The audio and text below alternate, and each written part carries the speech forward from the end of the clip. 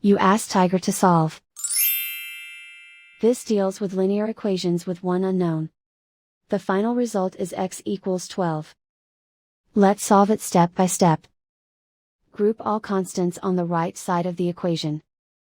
Add 4 to both sides.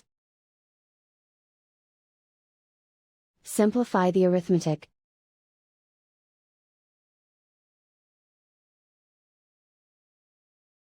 Isolate the x. Multiply both sides by 3. Group like terms. Multiply the coefficients. Simplify the fraction. Simplify the arithmetic. And so the final result is x equals 12.